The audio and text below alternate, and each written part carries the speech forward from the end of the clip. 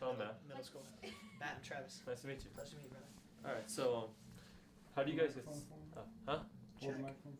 Is it good? Yeah, it's good. So do you need my questions then? Ask a question. All right. So how do you get started as a band? We started in middle school. I know that sounds like really early, but I grew up playing piano since I was like 4 or 5 years old, and I went to a Jimmy Eat World, Green Day, Blink-182 concert. And I remember just sitting at the concert, and on my way home, I was just like, you know what, I'm gonna start a band because that'll help me get a girlfriend. And I went up to my best friend at the time, who was Hunter, who was our guitarist, and I was just like, hey, do you play guitar? He's like, no clue. I was like, all right, well, just go get one and start learning and tell your brother to get a bass guitar.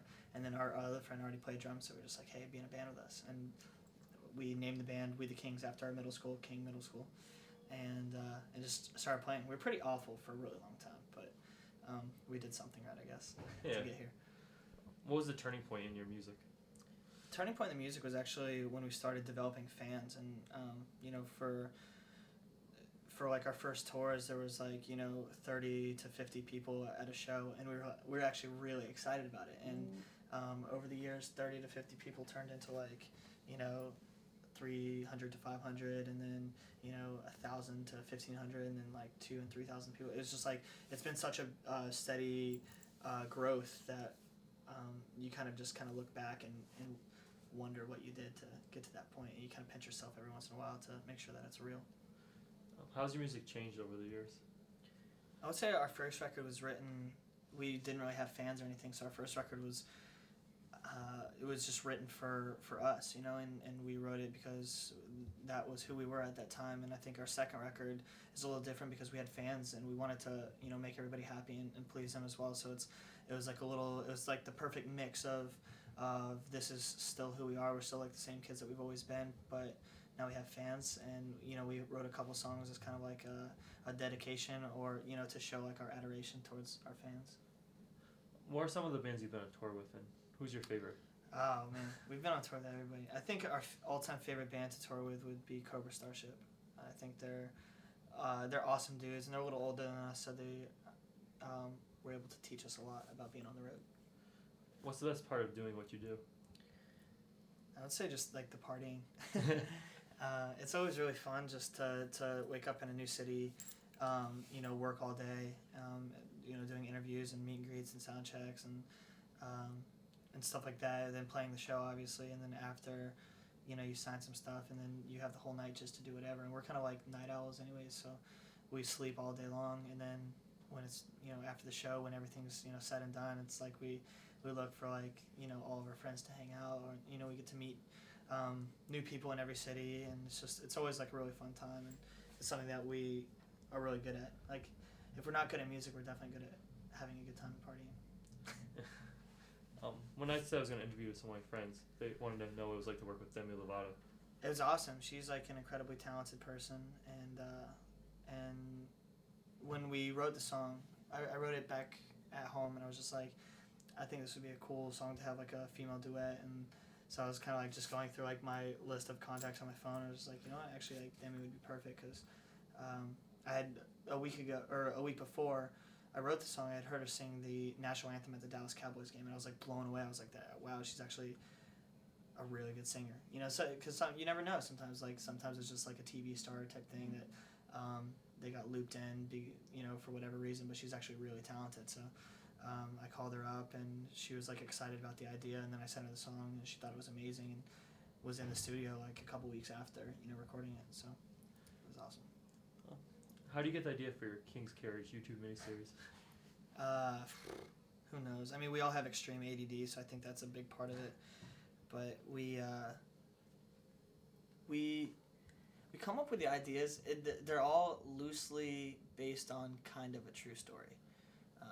So like something that happens, we'll just exaggerate it and make it into this just ridiculous idea, and people like filming like that. And it's kind of like the modern day reality TV, or like kind of fake reality, like The Office, for example. Like, it's all scripted, but it's like supposed to seem like it's fake, and I think that's like really what King's Carriage is about. It's like it's all real incidences, but just kind of exaggerated 1,000%. When you're not on tour, what do you like to do besides party? We're kind of big sports fans. I mean, we try to. I feel like it equals out like us wearing tight pants and having long hair. So we get really big into sports. So we'll watch like football and baseball, and we'll play soccer. And every time we find like a baseball field, we'll go buy like a bat and like a bucket of balls and just like try to hit home runs. It's awesome. But we'll do stuff like that. We love fishing. We're like Southern kids. We just kind of do whatever. How do you like performing at schools? It's awesome. It's a totally different dynamic than like performing, in the outside world.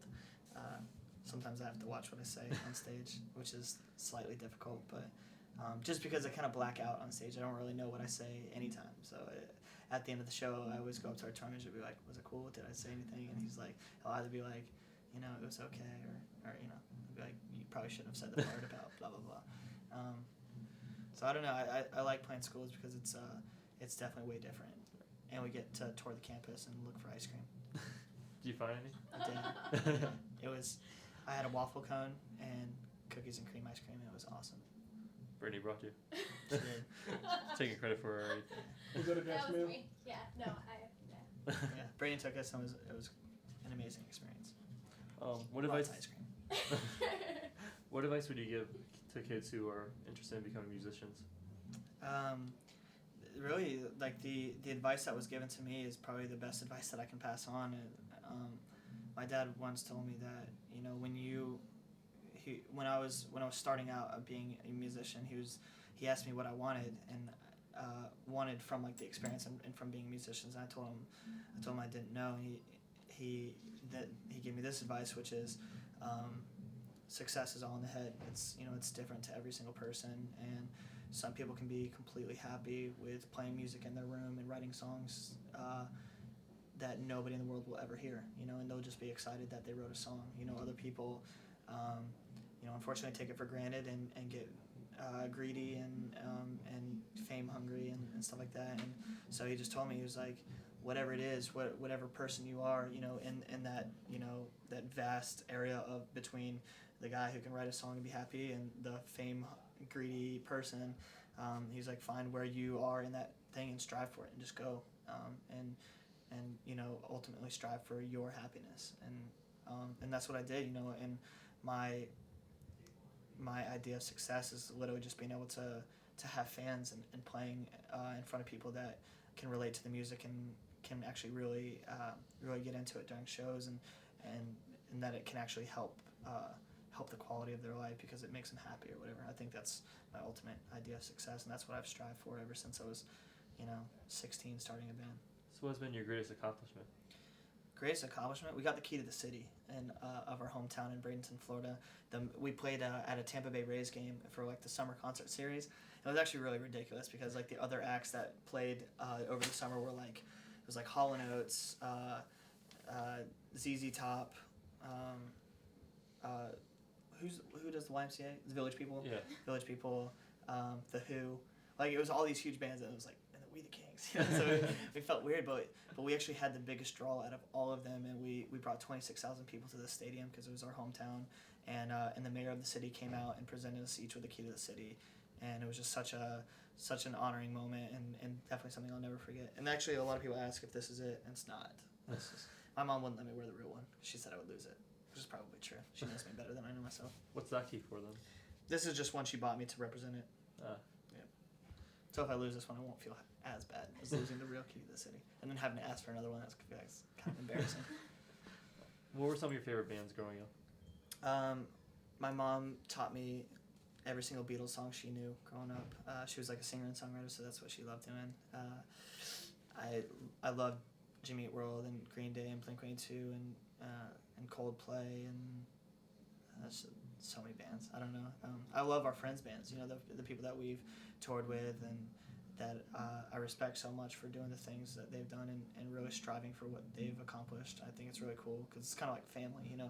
You can really grow fond of somebody who's kind of doing the same thing that you are. You guys get competitive with each other? Inside the band or with Yeah. other bands? Or both? Both. We are actually extremely competitive people inside the band. Like we'll we'll gamble with each other, and we'll play video games, and it actually ruins friendships. It's almost awful. There's been a bunch of, like, especially Nintendo games. Like, we play N64 Smash Brothers. I don't know if you guys know that. Yeah. It's a great game, but literally at the end of it, like, there will be a hole in the wall the exact shape of, like, an N64 controller because I'll get, like, way too upset, and I'll throw the controller. It'll break the controller, break the wall, and then pretty much lose a friendship with whoever I played with, at least for a day. And then after a day, it becomes normal. We actually used to do the most awful thing ever.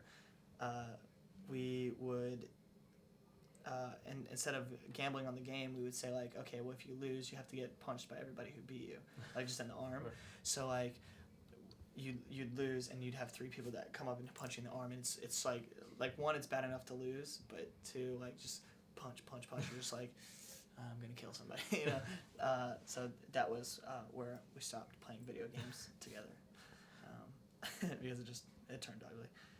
As far as other bands, not really. I mean, there's like a natural competitive element to bands, because a lot of it's cutthroat. A lot of, like, making making it as a band meant that 1,000 other people probably won't get the chance, and that's true for every other band that's made it.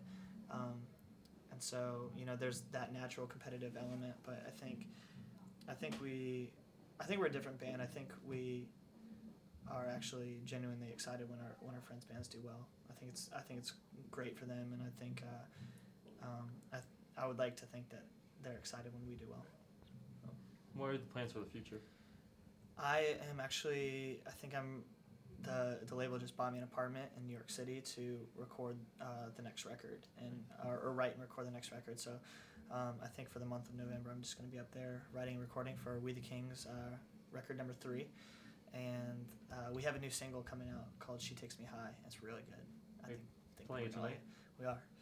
So that's what people can look forward to. We're going to Japan in about 8 hours or 9 hours. Oh, wow. Which is going to be awesome. And I don't know. It's kind of it. This is our last stateside show before we leave for 10 days in Japan. Could you do us one more thing and just give us a little promo? Sure. All right. What do you want to say? This is We the Kings, Southern Community University. Something like that. So what do I say? To the camera. To the camera? Oh, did I say? Do you want him to hold it, or do you want me to hold it? I'll hold it. Nick? Alright. Yeah, it's fine. Okay. Wait, tell me what to say. You can hold it. You hold it? Yeah, there you go. So what do I say? Just like, this is We the Kings were at Southern Connecticut State University. Got it. South Connecticut? Southern. I know. Alright. Hey, what's up? My name is Travis Clark, and you're watching, or wait. Sure, you can do that too. SCSU TV. Got it. Hey, what's up? This is Travis Clark from We the Kings, and you are watching SCSU TV.